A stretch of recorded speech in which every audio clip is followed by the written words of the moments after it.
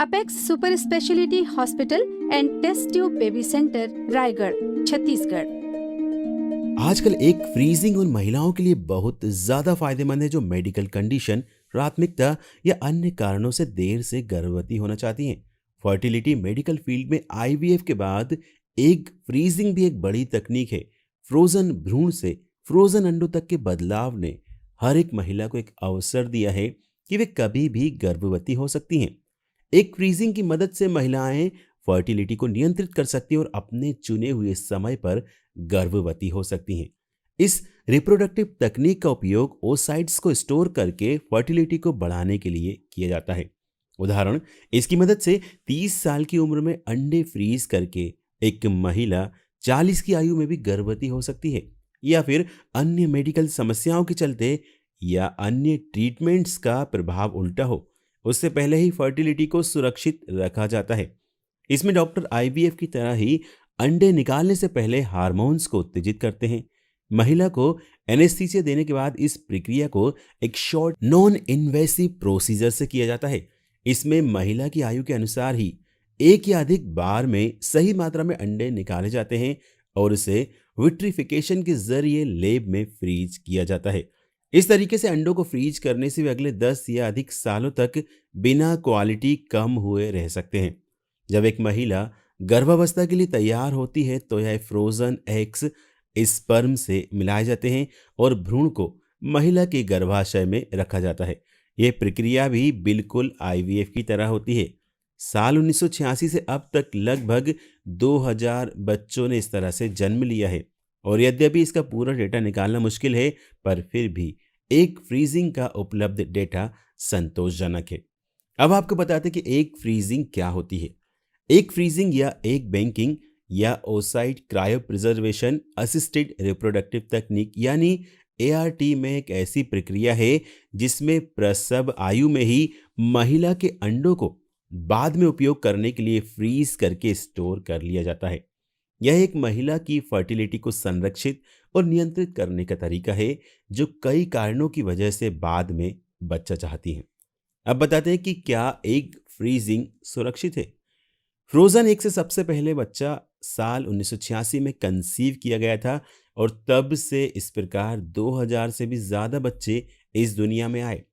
Frozen egg से conceive करने पर जन्म दोष से संबंधित स्पष्ट समस्याएं अब तक नहीं देखी गई हैं। बताते हैं आपको कि आपको एग फ्रीजिंग कब करवानी चाहिए।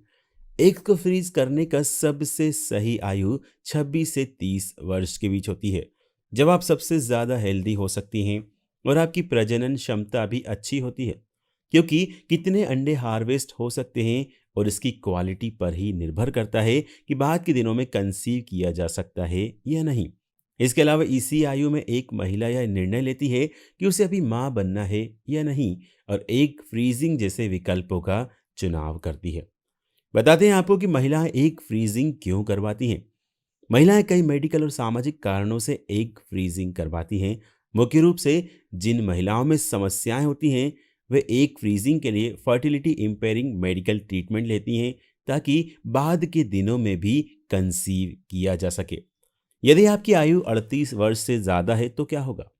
कई डॉक्टर का मानना है कि एग फ्रीज करने की सबसे सही आयु 38 साल से कम होती है। कई सेंटर की कट ऑफ लिस्ट में एग फ्रीजिंग के लिए 38 से 40 साल आयु है। ऐसा इसलिए क्योंकि 38 साल से कम आयु की महिलाओं के हार्वेस्टेड एग्स ज़्यादा फर्टिलाइल होते हैं और इसमें विकलन के बाद सफल परिणामों की संभावना अधिक होती है। 40 की तुलना में 38 साल से कम आयु की महिलाओं में कुछ एग्स होते हैं जिन्हें हार्वेस्ट किया जा सकता है।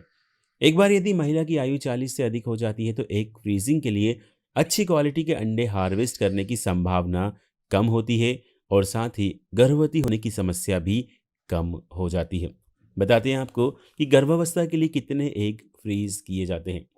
38 साल से कम आयु की महिला में हर मासिक धर्म के दौरान 10 से 20 अंडे उत्पन्न होते हैं। इसके विगलन और फर्टिलाइज होने का दर 75 से 80% होता है, यानी 10 फ्रोजन अंडे में 7 से 8 अंडों का विगलन होता है और 5 से 6 अंडे फर्टिलाइज हो सकते हैं। हर फर्टिलाइज भ्रूण को प्रत्यारोपित नहीं किया जा सकता। हालांकि गर्भावस्था के लिए 8 से 10 अंडे स्टोर करने की सलाह दी जाती है। आपको बता दें कि आप एग्स को कितने समय तक के लिए फ्रीज कर सकते हैं।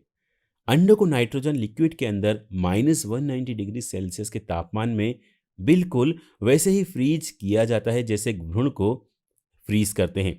ऐसा माना जाता है कि लंबे समय तक अंडों को फ्रीज करने से इसकी क्वालिटी में कोई भी अंतर नहीं आता है। हालांकि इसका कोई भी स्पष्ट प्रमाण नहीं है, क्योंकि फ्रोजन एग्स को ज़्यादा से ज़्यादा 4 से 5 साल तक स्टोर करके रखा जा सकता है। आपको बताते हैं कि प्रक्रिया के बाद क्या होता है और एग फ्रीजिंग कैसे काम करता है। एग फ्रीजिंग में भी आईवीएफ की तरह ही हार्मोनल ट्रीटमेंट के बाद ही महिला के शरीर से मैच्योर अंडे निकाले जाते हैं। एक बार जब हेल्दी एग्स को हार्वेस्ट कर लिया जाता है तो इन्हें फ्लैश फ्रीजिंग से फ्रोजन किया जाता है, जिसे विट्रिफिकेशन कहते हैं। और इसमें अंडों को तुरंत लिक्विड नाइट्रोजन के अंदर -190 डिग्री सेल्सियस तक तापमान में फ्रोजन किया जाता है। यह क्रायोप्रिजिब्ड अंडों को आवश्यकता अनुसार स्पर्म से कंबाइन किया जाता है, जिसके परिणाम स्वरूप डॉक्टर महिला में भ्रूण को प्रत्यारोपित करते हैं। आपको बताते हैं कि भारत में एग फ्रीजिंग की प्रोसेस पर क्या खर्च होता है। हम बता दें कि इसमें भी आईवीएफ प्रोसीजर की तरह ही महिला के शरीर से अंडे को निकालने और फ्रीज करने के प्रोसीजर में खर्च, जिसमें 50,000 से 1 लाख तक होता है। एक फ्रीज होने के बाद इन्हें फ्रोजन स्टेट में बनाए रखने का कॉस्ट वार्षिक है, जो लगभग 15,000 से 30,000 रुपए तक होता है। आपको बताते हैं एग फ्रीजिंग के बारे में कुछ फैक्ट्स। एग्स को फ्रीज करने के लिए महिला की उम्र 25 से 35 साल तक होना अच्छा रहता है। फ्रोजन एग से महिला के गर्भवती होने की कोई गारंटी नहीं है। ज़्यादातर फ्रोजन एग्स का उपयोग नहीं किया जाता है। इसमें भी हार्मोन के उन्हीं इंजेक्शन का उपयोग किया जाता है जिन्हें आईवीएफ में किया जाता है।